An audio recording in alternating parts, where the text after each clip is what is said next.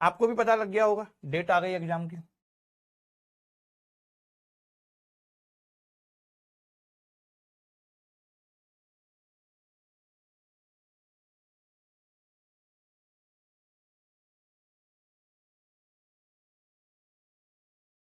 Parallelogram होता क्या है, जब हम रेक्टेंगल को लात मार देते हैं, सबको लात पड़ती है जीवन में, आपको भी पड़ी होगी, जब रेक्टेंगल का कट जाता है, लात पड़ जाती है, तब बनता है पैरेललोग्राम।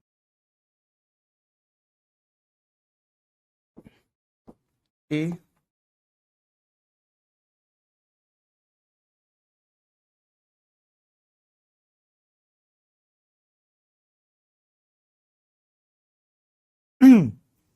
एबीसीडी बना दिया हमने, रेक्टेंगल को ऐसे शिफ्ट किया। जब स्क्वायर को लात पड़ती है तब बनता है रोम्बस। जब स्क्वायर को लात पड़ती है तब बनता है रोम्बस। ए बी सी।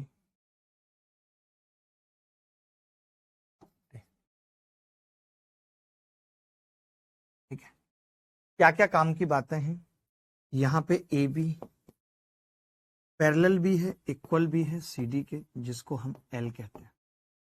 बी सी पैरेलल भी है ए डी के, इक्वल भी है, जिसको हम बी कहते हैं, चौड़ाई। ठीक है, यहाँ पे चारों भुजाएं बराबर हैं, ए बी बराबर बी सी बराबर सी डी बराबर डी ए बराबर ए। इतनी बात लिख ली भाई।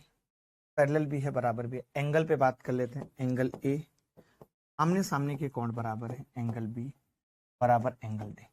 आपको पता है, दो समांतर रेखाओं के बीच में जो कोण बनते हैं उन्हें लीनियर पेयर एंगल भी कहते हैं, हम एडजेसेंट एंगल भी कहते हैं। उनका सम 180 होता है। यानी किसी भी दो कंसेक्यूटिव का सम, चाहे वो एंगल ए एंगल बी हो, चाहे एंगल बी एंगल सी हो, चाहे angle D plus angle A हो, चाहे angle C plus angle D, बराबर 180 हो। ठीक है, A B B C D A और सी प्लस डी बराबर 180 होता है। सेम चीज यहां भी है कि एंगल ए बराबर एंगल सी, एंगल बी बराबर एंगल डी, और अब मैं डायरेक्ट लिख रहा हूं कि ए प्लस बी हो या बी प्लस सी हो या सी प्लस डी हो या डी प्लस ए हो, बराबर 180 डिग्री। ये 180 डिग्री होता है। ठीक है, फिर से ये बनाएंगे और चित्र बना लेंगे।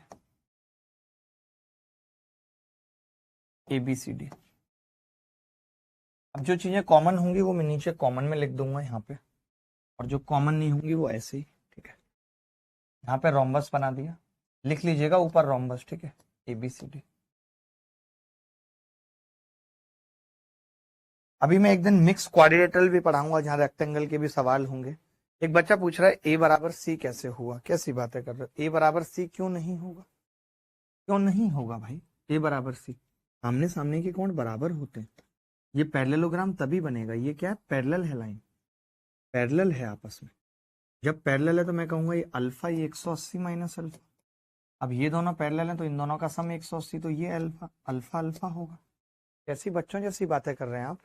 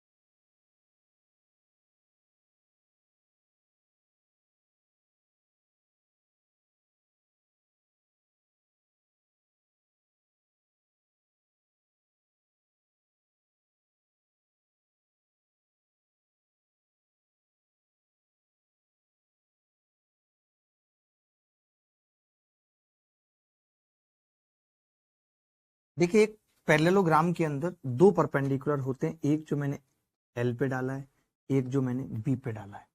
तो एरिया क्या होता है, बेस इंटू हाइट, यानी एल को गुणा किया H1 से, बी को गुणा किया H2 से, एरिया बराबर बेस इंटू हाइट, LH1 और BH2, LH1 और BH2। ठीक है, LH1 और BH2 सेम यहाँ पे भी यही है, यहाँ पे तो एक ही बेस है और एक ही हाइट होगी क्योंकि सारी भुजाएं बराबर है, तब एरिया क्या होता है, A इंटू एच। अगर मैं यहाँ पेरीमीटर की बात करूंगा तो पेरीमीटर 4A है, बहुत नॉर्मल सी बात है। और अगर मैं यहाँ पेरीमीटर की बात करूंगा तो twice of L plus B है, twice of L plus B है। ठीक है, इसके आगे की कहानी में लिखेंगे जो डायगोनल है, मैं यहाँ बना लेता हूं, जो डायगोनल है,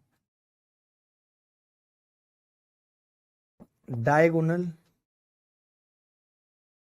AC not equal to BD, diagonal बराबर नहीं होते बट बाइसेक्ट ईच अदर, एक दूसरे को बाइसेक्ट ईच अदर, एक दूसरे को समद्विभाजित करते हैं। इसका मतलब है O दोनों का मिड पॉइंट है, दोनों AC एंड BD का मिड पॉइंट है। O क्या है, दोनों का मिड पॉइंट है। दोनों का मिड पॉइंट होने से फायदा क्या है कि OA बराबर OC, OB बराबर, इतनी सी बात लिखिए। आगे जब आपने ईच अदर लिखा है ना, वहां पे ये भी लिख लेना, but not at 90, but not at 90, यानी कि ये 90 पे नहीं काटते। इतनी सी बात कॉपी करिए, यहाँ पे कोई बात नहीं समझ आइए तो पूछ सकते हैं। एक और बात समझना कि जैसे वर्टेक्स एंगल है और अगर ये एंगल अल्फा है और ये एंगल बीटा है, तो यहाँ पे लिखना इतने से पोर्शन में alpha not equal to beta, यानी डायगोनल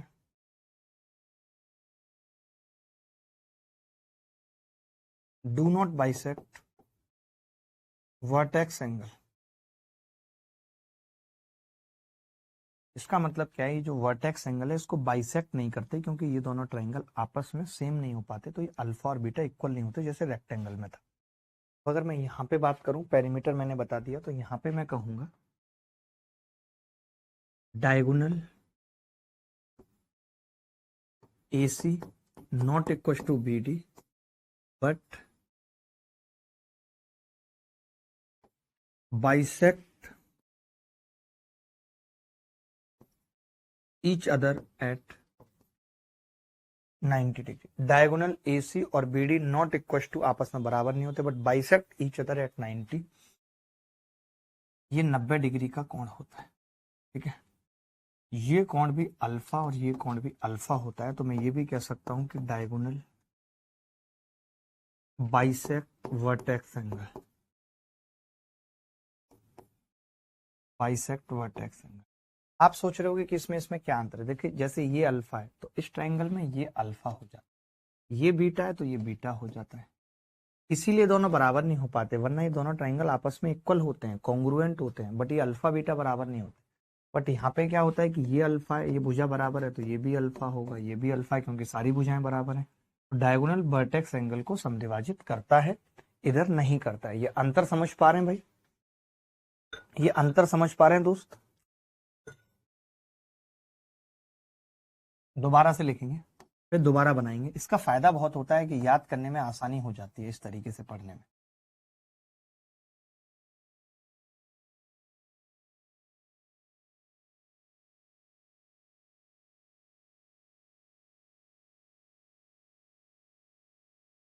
ये ABCD है,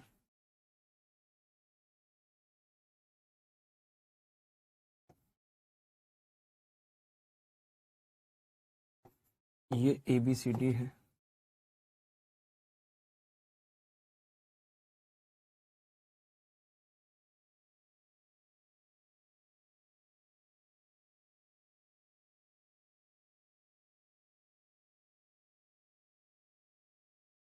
ठीक है। O पे हमने काट दिया।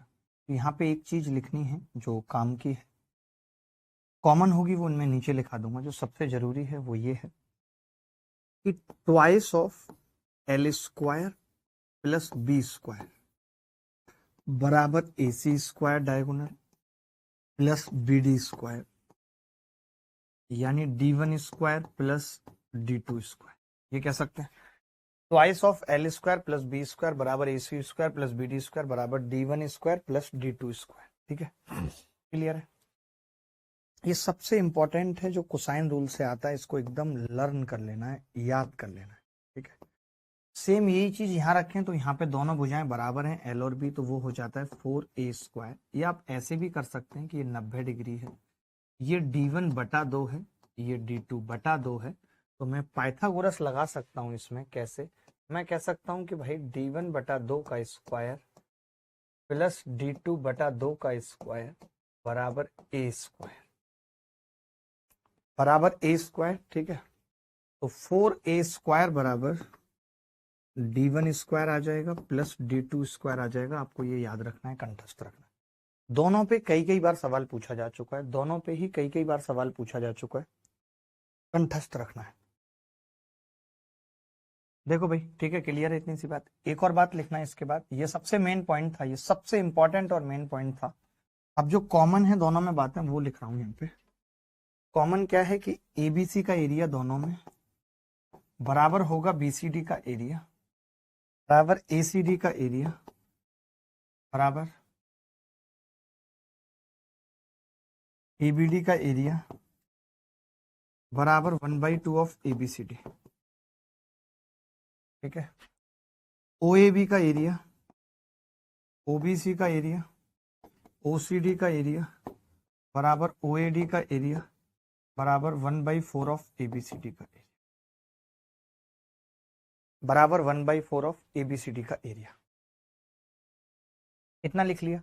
अब हम कुछ कुछ सवालों पे आ रहे हैं, कुछ छोटे छोटे सवाल करेंगे, ज्यादा बड़े बड़े सवाल अभी नहीं पूछूंगा, बिल्कुल बेसिक बेसिक सवाल आपसे पूछूंगा कि क्या है बेसिक बेसिक सवाल। एक वो वाला पॉइंट जो मैंने पहले बताया था आपको, वो हर जगह लगेगा, चाहे रोम्बस हो या कुछ भी, चाहे रेक्टेंगल हो। मैं चारों के लिए बता चुका हूं, कुछ भी हो चारों में, अगर P कहीं पे एक बिंदु है, P अगर यहाँ पे कहीं पे एक बिंदु है P, तो मैंने ये स्क्वायर में भी बताया था, रेक्टेंगल में भी बताया था, और अब रोम्बस और पैरेललोग्राम दोनों में बता रहा हूं कि एपीबी का एरिया हाफ ऑफ एबीसीडी होगा। एपीबी का एरिया हाफ ऑफ एबीसीडी होगा। ठीक है, एपीबी का एरिया हाफ ऑफ एबीसीडी होगा। पार्क में तो सब घुमा देते हैं, मैं तुम्हारे साथ एग्जाम सेंटर तक चलूंगा। बहुत बढ़िया, यही करो, बस यही करो भाई। चलो तुम, मैं भी देखूंगा तुम्हें। कुछ नहीं चल पाओगे तुम थोड़ी दूर नहीं चल पाओगे, बात बना रहे हो इतनी बड़ी बड़ी। अब एक इंपॉर्टेंट पॉइंट करके लिखना है, एक इंपॉर्टेंट पॉइंट लिखना है। देखिए, सारा गेम वर्टेक्स एंगल का है। अगर एबीसीडी एंगल 90 हो तो रेक्टेंगल हो जाएगा, और अगर 90 नहीं है तो पैरेललोग्राम हो जाएगा। तो जहां वर्टेक्स एंगल गिवन ना हो, जहां वर्टेक्स एंगल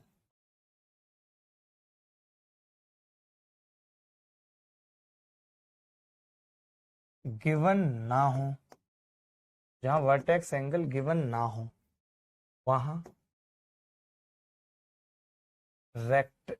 वहां पैरेललोग्राम को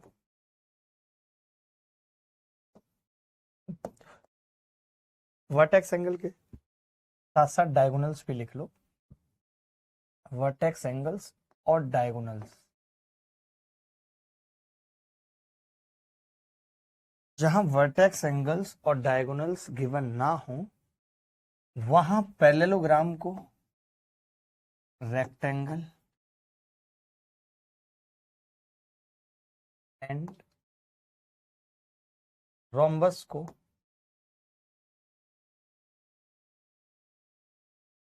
स्क्वायर मानकर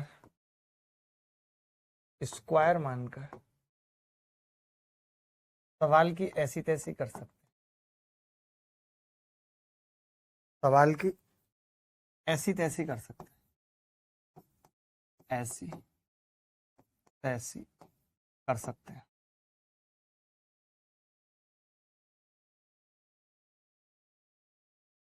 ये सवाल पूछा गया पेपर में, इस सवाल का जवाब कौन देगा? देखो भाई, इन्होंने कहा if the diagonals of a parallelogram ABCD are perpendicular then ABCD can be a rhombus. तो आप खुद बताओ, पैरेललोग्राम और रोम्बस में क्या अंतर है? उसके डायगोनल 90 पे काटते और उसके नहीं काटते। तो अगर किसी पैरेललोग्राम के डायगोनल 90 पे कट कर गए, अगर किसी पैरेललोग्राम के डायगोनल 90 पे कट कर गए, इसका सीधा सीधा मतलब यह है कि वो रोम्बस बन जाएगा फिर। और यही पूछा है सवाल में कि अगर किसी पैरेललोग्राम के, अगर मैं ये कहता हूं, ये भी हो सकता था कि अगर किसी पैरेललोग्राम की चारों भुजाएं बराबर हो गई, क्योंकि रोम्बस भी एक पैरेललोग्राम है, रोम्बस भी एक पैरेललोग्राम है।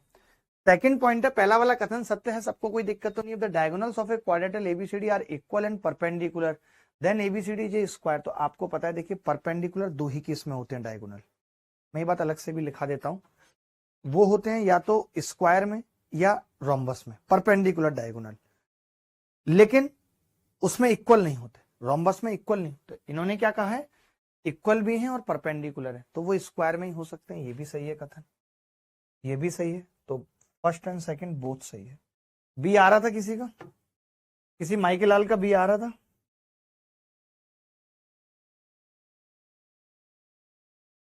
यहां पे ये इंपॉर्टेंट नोट बना के लिख ही लो मेरी मानो, नोट, ठीक है।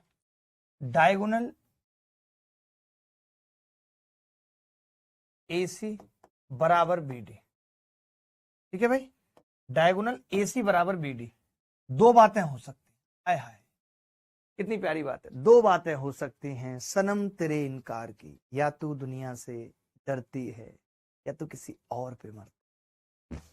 डायगोनल AC बराबर BD, डायगोनल क्या है, AC और BD आपस में बराबर है, तब दो बातें हो सकती हैं, या तो रेक्टेंगल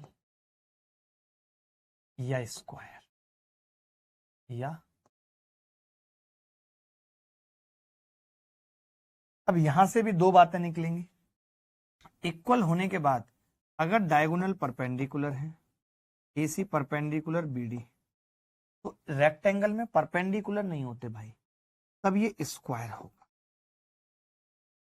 और अगर AC नॉट परपेंडिकुलर BD, तब ये रेक्टेंगल हो। समझना अच्छे से, पूरा कंसेप्ट इस चित्र से क्लियर हो जाएगा भाई, ठीक है, पूरा कंसेप्ट क्लियर हो जाएगा इस चित्र से। अगर diagonal AC not equal to BD है, तो फिर दो बातें होंगी। दो बातें कौन कौन सी होंगी? या तो पैरेललोग्राम होगा,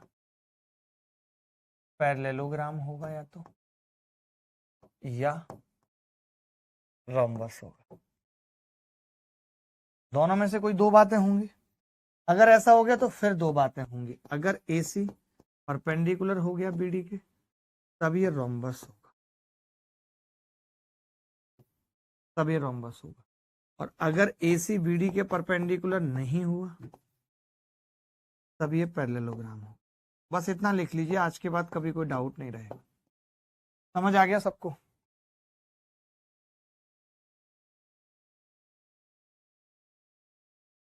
अब इस सवाल को कनेक्ट कर सकते हो, चतुर्भुज ABCD के विकर्ण बराबर और लंब हैं, तो ABCD एक वर्ग है। उपरोक्त कथनों में से कौन सा कथन सही है? तो दोनों सही हैं, क्योंकि अगर स्क्वायर इक्वल है, परपेंडिकुलर है, तो ABCD स्क्वायर होगा, और अगर विकर्ण लंबवत है और समांतर चतुर्भुज है, तो वो एक समचतुर्भुज होगा। बात खत्म। अच्छा सवाल था ये, सवाल देख लीजिए, जल्दी से उत्तर बताइए फटाफट से। ABCD एक समांतर चतुर्भुज है और AC और BD इसके विकर्ण हैं। तो अभी हमने एक बात बताई थी, याद करो, twice of L square plus B square बराबर D1 square plus D2 square, यही बताया था। तो मैं कह रहा हूं दो बार L था, यानी AB का स्क्वायर और प्लस CD का स्क्वायर, दो बार B था, BC का स्क्वायर प्लस AD का स्क्वायर, जो डायगोनल थे वो AC का स्क्वायर प्लस BD का स्क्वायर। तो कौन सा ऑप्शन मैच कर रहा है भाई? माइनस वाला तो करेगा नहीं, इसमें विकर्ण है नहीं, केवल एक ऑप्शन है दो। तो ये चीज डायरेक्ट भी पूछी जा रही है पेपर में, ये चीज पेपर में डायरेक्ट भी पूछी जा रही है, पूछी जा सकती है।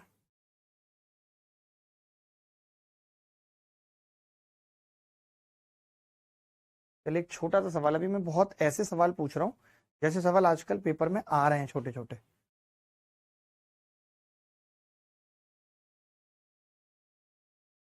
एबीसीडी एक समांतर चतुर्भुज है।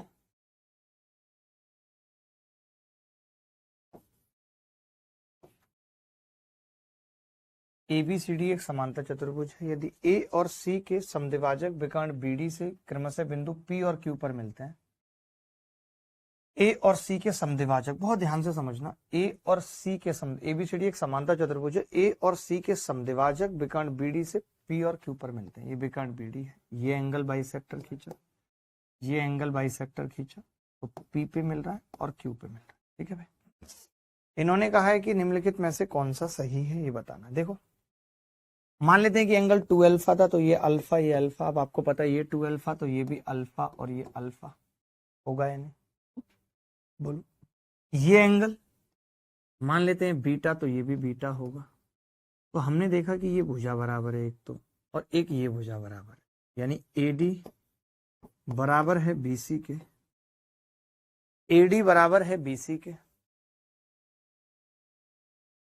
एडी और बीसी बराबर हैं, और उस पे दोनों पे अगर मैं एंगल की बात करता हूं, दोनों एंगल भी अल्फा और बीटा है, दोनों एंगल भी अल्फा और बीटा है।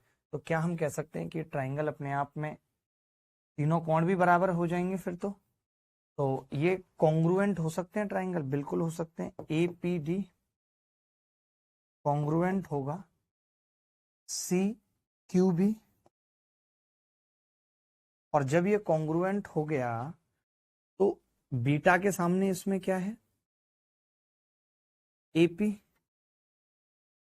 इसमें बीटा के सामने सी क्यू, आपस में बराबर होंगे, एपी और सी क्यू बराबर होंगे, एपी और सी क्यू होंगे या नहीं। लेकिन इसने तो कुछ खतरनाक सा सवाल पूछ लिया हमसे। इसने क्या पूछा है भाई, ए पी क्यू सिमिलर कर दिया है पीसी क्यू के, ये भी पता कर पाना बड़ा मुश्किल है। PC Q is a straight line, PC Q नहीं, सवाल ही नहीं उठता। मुझे लगता है कि इसमें यही गड़बड़ लिखा हुआ है, करेक्ट अगर कर लेंगे तो ये सही हो जाएगा सी। एपी बराबर सी क्यू होगा, एपी बराबर सी क्यू होगा, वो गलत लिख गया है, एपी बराबर सी क्यू होगा। बाकी कुछ और कोई कुछ कहना चाहता है इस सवाल में, इस सवाल में कोई और कुछ कहना चाहता है? ये एक छोटा सा सवाल देख लो। ये कह रहा समांतर चतुर्भुज एबीसीडी में विकर्ण एसी तथा बीडी एक दूसरे को ओ पर काटते हैं। यदि ओ ए बी का क्षेत्रफल 8 है तो समांतर चतुर्भुज का क्या होगा? कोई बता सकता है? जल्दी, एक लाइन का सवाल है, एक लाइन का। अगर ये भी नहीं निकला तो समझ लो कुछ पढ़ ही नहीं रहे। तो एबीसीडी में विकर्ण एसी तथा बीडी एक दूसरे को बिंदु ओ पर काटते हैं। यदि ओ ए बी का क्षेत्रफल 8 है तो हमें पता है, अभी हमने पढ़ा था कि बारिश आने वाली है। क्या भाई, मौसम तो ऐसा हो रहा था शाम में, आज अगर बारिश आ गई तो बवाल कट जाएगा दिल्ली के अंदर, भाई आग लगा देगा। लेकिन भाई कैसे लगाएगा, जब बारिश होगी तो आग लगी नहीं पाएगी, कैंटेगी नहीं। केवल ये डायलॉग है और कुछ भी नहीं। 32 ये उत्तर है, 32 is the correct answer, 32 is the correct answer. ये सवाल करेंगे, बहुत प्यारा सवाल है, नया सवाल है, यूनिक सवाल। ऐसे छोटे छोटे सवाल पेपर में आ रहे हैं। सर एंगल पे 90 डिग्री होगा कि नहीं? नहीं होगा। सर आपको वाटर प्रूफ आग लगानी होगी, लगा देंगे भाई, हमारा क्या है, जैसी बोलोगे वैसी लगा देंगे। देखो भाई, समानता चतुर्भुज एबीसीडी है, पी क्यू आर 12 है, इसका क्षेत्रफल पूछ रहा है। अगर इसको इधर खिसका ले तो देखिए ये बेसिकली जो है ना, जो हाइट होती है ये एच, इसको हम सिर्फ हाइट ही नहीं कहते, ये distance between two parallel lines भी होती है। Distance between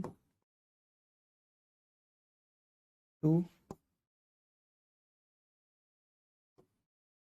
parallel lines, distance between two parallel lines, ठीक है। और वो हमें 8 दे रखी है, distance between two parallel lines हमें 8 दे रखी है। तो एरिया क्या होगा?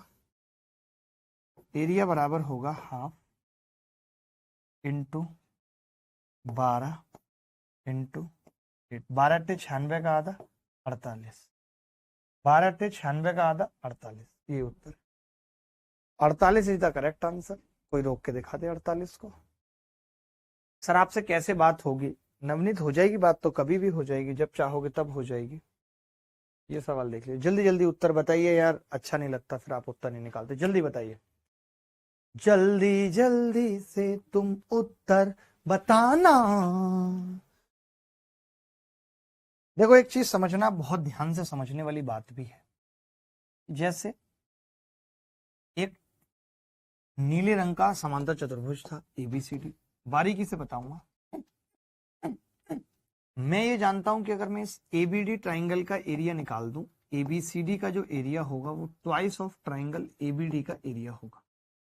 अगर ये एल है और ये बी और ये बीच का एंगल थीटा है, तो हम ये कह सकते हैं twice into half L B sine theta. Twice into half L B sine theta.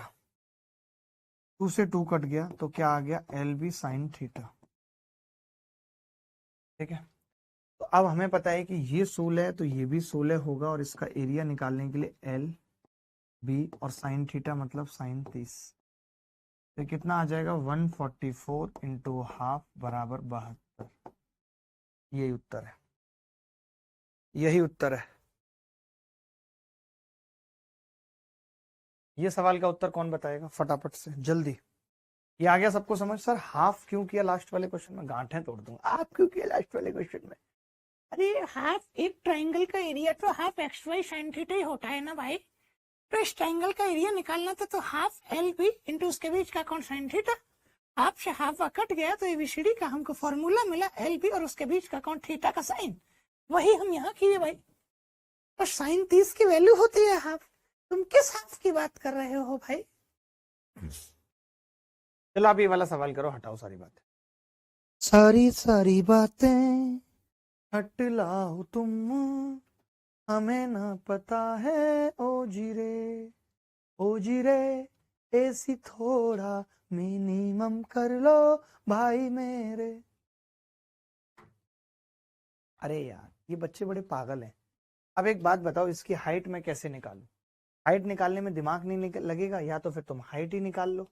तुम चाहते हो कि मैं यहाँ से परपेंडिकुलर खींचूं। अब ये 30 है, ये 30 है तो ये 1 होगा, ये 2 होगा, 2 की वैल्यू 16 होगी, 1 की 8 होगी, होगी या नहीं? और 8 निम 72 होगा, तो उत्तर तो तब भी 72 आएगा। लेकिन मैंने क्या डायरेक्ट फॉर्मूला बता दिया कि अगर दो भुजाएं हैं एल और बी, तो हम एल बी साइन थीटा, जहाँ थीटा उनके बीच का कोण है, निकाल सकते हैं।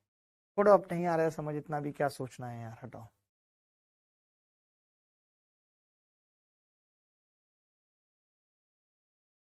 चलो आएगा, भी धीरे धीरे आएगा। जो डाउट नंबर दिया गया उस डाउट नंबर पे भी पूछ सकते हैं कॉल करके, दोबारा भी वीडियो देख सकते हैं। ए बी पैरेलल है डी एफ के।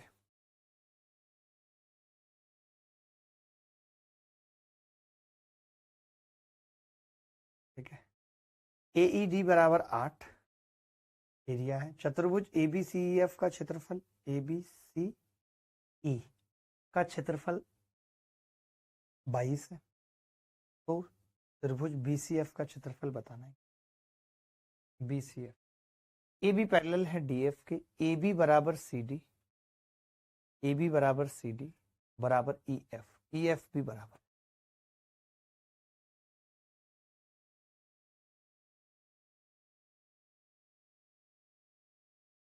देखिए एक चीज मुझे बताइए, छोटी सी, ज्यादा कुछ नहीं कहूंगा। इन्होंने खुद कहा है कि CD बराबर EF,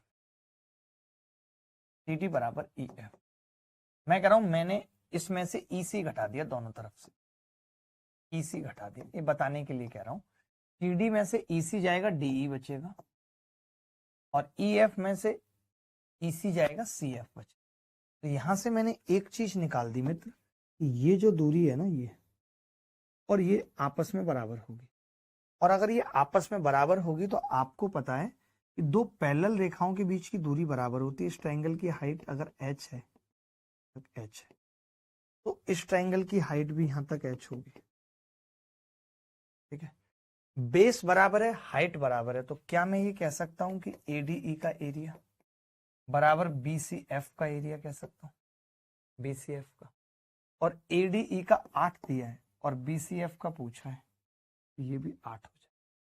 क्या ये सवाल मुश्किल था? सर जिसका 48 आ रहा था उस क्वेश्चन की बात कर रहे हैं, मैं 48 की बात कर रहा हूँ, 48 वाले पे चला जा रहा हूँ। क्या पता मैंने गड़बड़ कर दी। बिल्कुल बिल्कुल मैंने गड़बड़ की है, क्योंकि मैं गधा हूँ।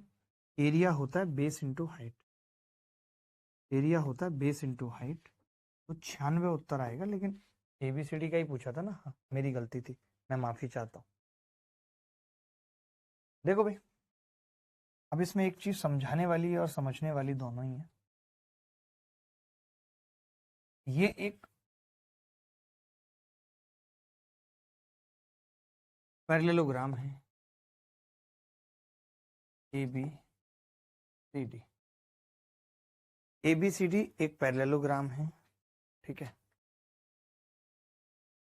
ये एल है, और मैंने कहा था कि जो एच है ना, ये बड़ी भुजाओं के बीच की दूरी है, और अगर ये बी है तो ये छोटी भुजाओं के बीच की दूरी है। तो एल एच वन बराबर बी एच टू हमने कहा एरिया है। तो यहां से हम कह सकते हैं कि भैया एल बटे बी बराबर एच टू बटे एच वन, यानी जो एल और बी का अनुपात होगा तो एच टू और एच वन का उसका उल्टा होगा, ठीक है। इन्होंने भुजाओं का अनुपात 3:2 दिया है, एल और बी का। तो जो बड़ी भुजाओं के बीच की दूरी और छोटी भुजाओं के बीच की दूरी वो 2-3 हो जाएगी भाई, 2 और 3 हो जाएगी। सवाल में खुद दिया हुआ है कि 2 की वैल्यू 20 है, फिर 3 की 30 होगी। छोटी भुजाओं की दूरी बड़ी होगी, बड़ी भुजाओं के बीच की दूरी छोटी। क्या कोई कर पाया ऐसा सवाल? एबीसीडी एक समांतर चतुर्भुज है।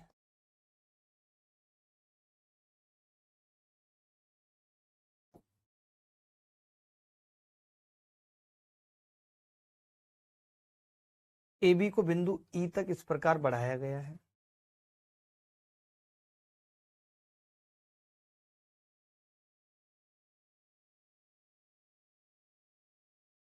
AB को बिंदु E तक इस प्रकार बढ़ाया गया है कि AB बराबर BE। D को E से मिलाने पर, D को E से मिलाने पर BC को बिंदु P पर काटता है। PC की लंबाई ज्ञात करो यदि BC 15 है। BC की देखो, एक बड़ी बात ध्यान से, ये मिड पॉइंट है भाई, ये मिड पॉइंट है भाई, ठीक है। और अगर ये मिड पॉइंट है तो, और पैरेलल लाइन खींचिए तो ये भी मिड पॉइंट होगा। मैं आपसे बस इतने से ट्राइंगल की बात कर रहा हूँ, आपने इतने अच्छे से सीखा है, सब पढ़ा है। इतने से ट्राइंगल की बात कर रहा हूँ कि ये एक ट्राइंगल था जिसमें मैंने, ये एक ट्राइंगल था जिसमें मैंने मिड पॉइंट से एक रेखा खींची, इसके पैरेलल एक रेखा खींची जहाँ P मिड पॉइंट है। और हमने ये पढ़ा था कि भैया BP बराबर हाफ ऑफ हिल्सोरम AD होगा। अब आप बताइए, BC 15 है तो ये भी 15 है, तो ये हाफ है, ये 7.5, ये 7.5। तो PC पूछ रहा है कितना होगा, 7.5। ऑप्शन में नहीं, ई ऑप्शन ले आएंगे।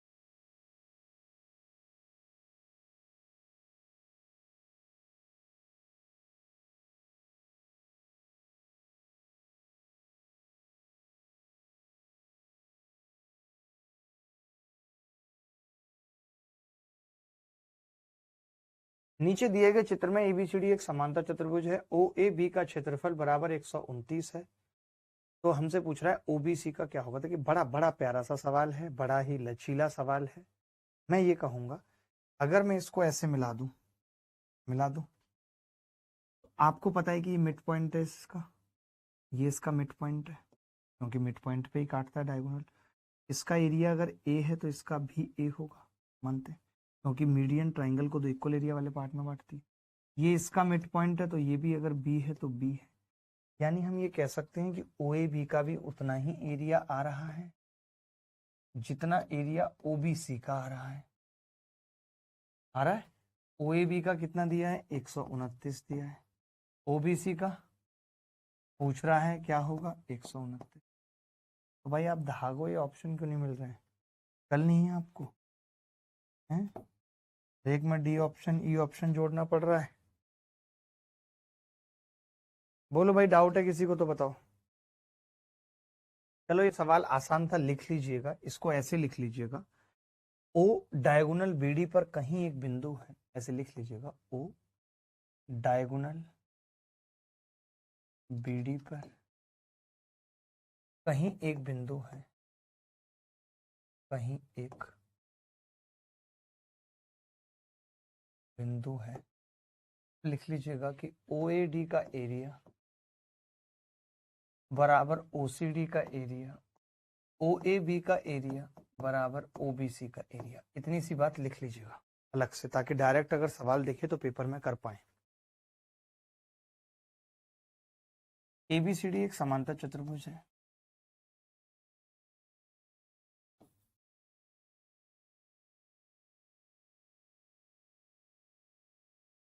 E तथा F क्रमशः ABD और BDC के केंद्रक हैं। ABD और BDC के केंद्रक हैं। कौन कौन से? E और F। देखिए केंद्रक हैं तो इसी डायगोनल पे होंगे। आप सोचेंगे डायगोनल पे क्यों होंगे? क्योंकि केंद्रक मीडियन पे होता है और ये इस ट्रायंगल की मीडियन है। जो मिड पॉइंट को छुए वो मीडियन होती, तो ये E यहाँ होगा और ये F यहाँ होगा। और मैं ये कह सकता हूं कि ये इसको 2:1 में बांटेगा और आपको पता है ये भी इसको 2:1 में बांटेगा, 2:1 होगा। यदि विकर्ण AC की लंबाई 12 सेंटीमीटर है, यानी टोटल 2 और 1 3 और 3 6 की लंबाई 12 है, तो हमसे EG पूछ रहा है। EG नहीं होगा, EF होगा। भाई क्या कर रहे हो आप? ये हिंदी किस तरीके की लिख रहे हो आप? ऊपर EF लिखा हुआ है। EF मतलब 1 और 1 2, 2 की वैल्यू पूछ रहा है। 6 की 12 है, 1 की 2, 2 की कितनी होगी? यही उत्तर है, यही उत्तर है भाई। आगे बढ़ते हैं। TDS 2013 में आया हुआ सवाल है। क्षेत्रफल पूछ रहा है। एक भुजा इतने हैं, इसकी सम्मुख भुजा से लंबवत दूरी इतने हैं। बहुत आसानी से निकाल सकते हैं, डायरेक्ट बेस इंटू हाइट का फॉर्मूला लगा के उत्तर आ जाएगा। RW में लिख लीजिए। और आपसे रिक्वेस्ट है कि भाई एक बार बच्चों से बात कर लो, मेंस वाले बच्चों का सोल्यूशन बता दो क्या करना है, जवाब दे दो उनको। ये देख लो, ये कौन बताएगा? जिसने ये बता दिया मैं मान जाऊंगा उस पर सच में दिमाग है।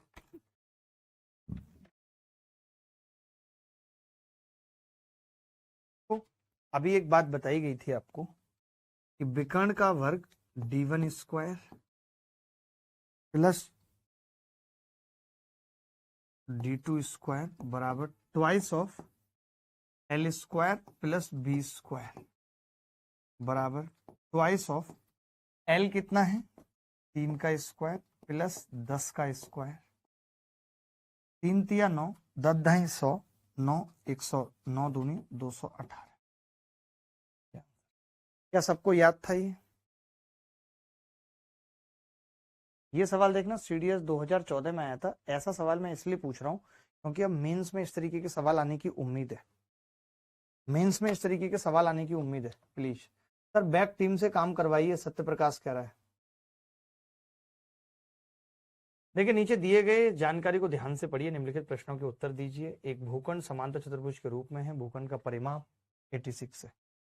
Twice of L plus B बराबर 86 है और एक भुजा की लंबाई दूसरी भुजा से 13 मीटर अधिक है। L माइनस B बराबर 13 तथा उसके एक विकर्ण की लंबाई 41 मीटर है, यानी D1 बराबर 41 मीटर है। तो समांतर चतुर्भुज का क्षेत्रफल बताना है क्या होगा। बड़ा ही अलग सवाल, बड़ा ही अलग सवाल है। देखिए दोस्त, क्षेत्रफल पूछ रहा है। L प्लस B कितना आ गया? आप कहेंगे L प्लस B 43 है। L माइनस B 13 है। अगर मैं इसे सॉल्व करूं, जोड़ दूं, L कितना आ रहा है? 56 का मतलब 28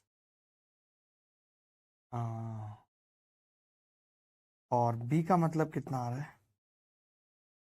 15। यही आ रहा है भाई। अब इन्होंने एक चीज और दे दी कि ये L है जी, ये L है 28 और ये 15 है और एक डायगोनल 41 दे रहा। तो मैं ये कह रहा हूं कि अगर मैं हेरोज फॉर्मूला लगा दूं इसमें, तो इस ट्राइंगल का एरिया निकाल सकता हूं।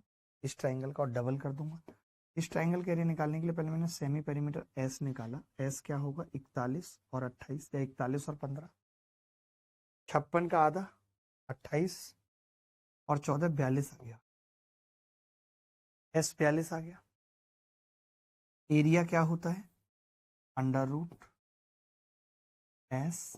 S minus A S minus B S minus, बराबर अंडर रूट एस कितना है 42, ब्रैकेट में 42 माइनस 41 1, 42 में से 15 जाएगा, 15 जाएगा 42 में से 27, 42 में से 28 जाएगा 14, ये बचेगा। सही लिखा है। मैंने कहा 14 बाहर आ जाएगा भाई, स्क्वायर है, और ये 27 से 81 का 9 बाहर 126। इस ट्राइंगल का एरिया 126, ऊपर वाले का भी कितना होगा। अब ऐसे ही सवाल आएंगे, 3-3 पूछे जाएंगे, एक एक में मैं बता दूं। 252 उत्तर। किसी को डाउट था इस पे? किसी को इस पे डाउट था भाई? कोई ऐसा बच्चा था जिसको डाउट था इस पे?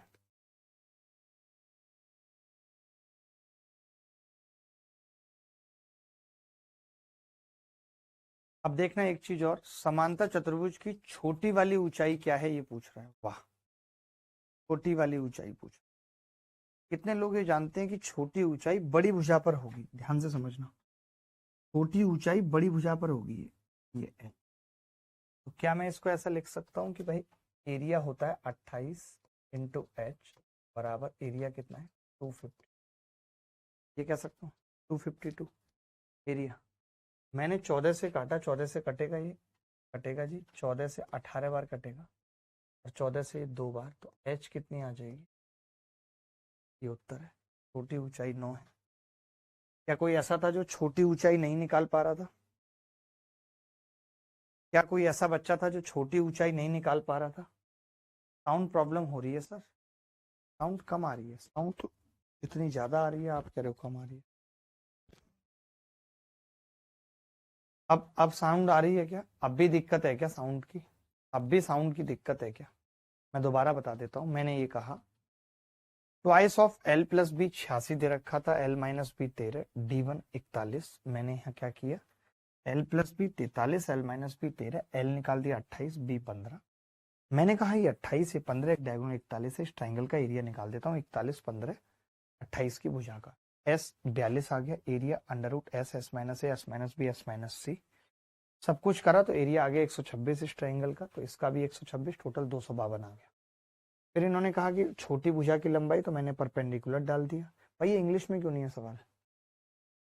बड़ा हो जाता तो क्या है यार, दिखाना तो पड़ेगा इंग्लिश में। चलो, अब छोटी भुजा पे बड़ा लंब होता है, बड़ी भुजा पे छोटा, क्योंकि एरिया होता है। तो मैंने 28 इंटू एच बराबर 252 किया, तो एच 9 आ गया। तीसरा क्या है, समांतर चतुर्भुज के विकर्णों में 20 से ज्यादा का अंतर है। समांतर चतुर्भुज की ऊंचाई में 10 मीटर से ज्यादा का अंतर है। ये इन्होंने बहुत पंगे वाली चीज कर दी यार, कौन निकालेगा ये सब? चलो निकालते हैं। मैं कह रहा हूं अगर ये वाली ऊंचाई निकालूंगी तो चलो h1 थी, h1 9 आ चुकी है। अगर h2 निकालूं तो 15 h2 बराबर 252। h2 कितनी आ गई यहाँ से, 15 एकम 15, 10 बचेगा, 15 छिक्के 90, 12 बचेगा, 15 अट्ठे 120, 16.8 आ गई। एक ऊंचाई 9 और एक 16.8, अंतर कितने का है 7.8। इन्होंने कहा 10 मीटर से ज्यादा का अंतर है, ये गलत हो गया, ये गलत हो गया, 10 मीटर से ज्यादा का अंतर है। अब हम विकर्ण की बात करें, ये भी अपने आप में चैलेंजिंग है। D2 भी निकाल सकते हैं। अब ये वाली बात होमवर्क में दे देता हूं, कैसे, ये वाली बात होमवर्क में लिख लो, कैसे बता रहा हूं।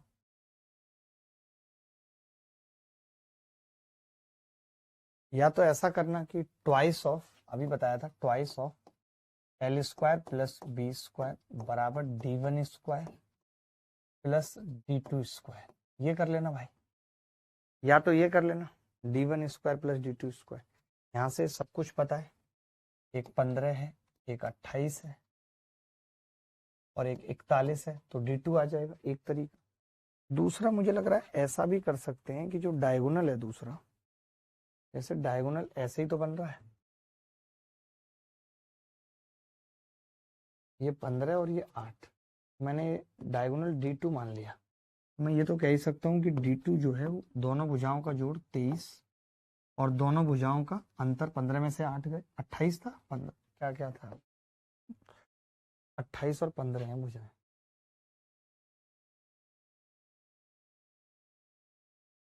तो जो D2 होगा वो दो भुजाओं का जोड़ 43 और दो भुजाओं का अंतर 13 से बड़ा होगा। ये हम बता सकते हैं D2 के बारे में, लेकिन मुझे लगता है इससे सवाल होगा नहीं, क्योंकि इन्होंने पूछा समांतर चतुर्भुजों के विकर्ण में 20 से ज्यादा का अंतर है, यानी 21 से छोटा है। वो हो सकता है 21 से छोटा, निकालना ही पड़ेगा भाई, ये निकालना ही पड़ेगा, कोई चारा नहीं है, इस तरीके से हो नहीं पाएगा। दूसरा डायगोनल निकालना ही पड़ेगा। कौन कौन चाहता है निकालना? एक तो कमबख्त टाइम कैसे बीत जाता है पता नहीं चलती, मुझे दुख इस बात का ही है। अब ये सवाल अपने आप में बड़ा खतरनाक होता है, एक बार कोशिश करके देखिए, फिर यहाँ पे ऐसी ट्रिक बता दूंगा अभी, आपको भी लगेगा यार टेंशन खत्म हो गई और मजा आ गया। एक बार खुद थोड़ी सी कोशिश करके देखिए, फिर बड़ा ज्ञान देता हूँ इस पे। देखना, मैंने अभी आपको एक बात बताई थी कि जब कभी ऐसी दिक्कत आएगी तो हम क्या करेंगे, रेक्टेंगल बना लेंगे, फर्क नहीं पड़ेगा। मैंने बना लिया जी इसको रेक्टेंगल, क्योंकि ये सवाल रेक्टेंगल पे भी पूछा जा सकता है, बड़ा कमाल की चीज। अब देखना, ये मेरा कॉन्सेप्ट, ये पहले भारत में कहीं नहीं थे कॉन्सेप्ट, आज इस पे बात हो।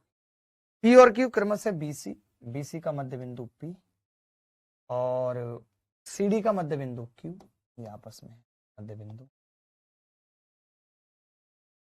ठीक है। तो इन्होंने कहा है कि जी एबीसी का क्षेत्रफल पता है। देखो अब रेक्टेंगल बनाने से फायदा क्या हुआ कि मैं अगर अपनी मर्जी से इसको 4 मान लेता और इसको 2, एक तो ये 2, ये 2, ये 2, आप बता सकते हैं इसका एरिया कितना होगा? हाफ बेस इंटू हाइट 2 आ जाएगा इसका, हाफ बेस इंटू हाइट 2 आ जाएगा इसका, हाफ बेस इंटू हाइट 1 आ जाएगा इसका एरिया। एबीसीडी का कितना है मित्र? 8, तो 2 और 2 4 और 1 5, 8 में से 5 जाएगा, कितना आ जाएगा? लो जी, खेल खत्म हो गया। अब रेक्टेंगल हो, अब रेक्टेंगल हो या स्क्वायर, जो भी हो, ये आपको याद रखना है। ये क्या करना है? याद रखना है। क्या याद रखना है? एपी क्यू का रेशियो, ट्राइंगल एपी क्यू का रेशियो चतुर्भुज एबीसीडी का पैरेललोग्राम हो रेक्टेंगल, वो 3 8 होता है। अब आपको पता है अगर कोई एपी क्यू का मेरे से एबीसी के साथ पूछने लगे तो आप कहेंगे कि अगर एबीसीडी 8 है, एबीसीडी 8 है तो एबीसी 4 होगा, तो ये 3 अनुपात। सवाल में बेटा इस 4 की वैल्यू 12 दे रखी है, देखो 1 की वैल्यू 3 है, तो 3 की कितनी होगी? ये उत्तर। 3 की कितनी होगी? 9। बोलो, किसी को यहां तक डाउट है तो बता दो। एबीसी या एबीसीडी का क्षेत्रफल है, यानी दोनों ही बता दिए ना मैंने, एबीसीडी का बता दिया, एबीसीडी का तो पूरा 8 है और एबीसी उसका आधा होगा ना, एबीसी ऐसे बना लो, अगर वो पूरा 8 है तो ये 4 4 तभी तो होगा। ठीक है, धन्यवाद, बाय।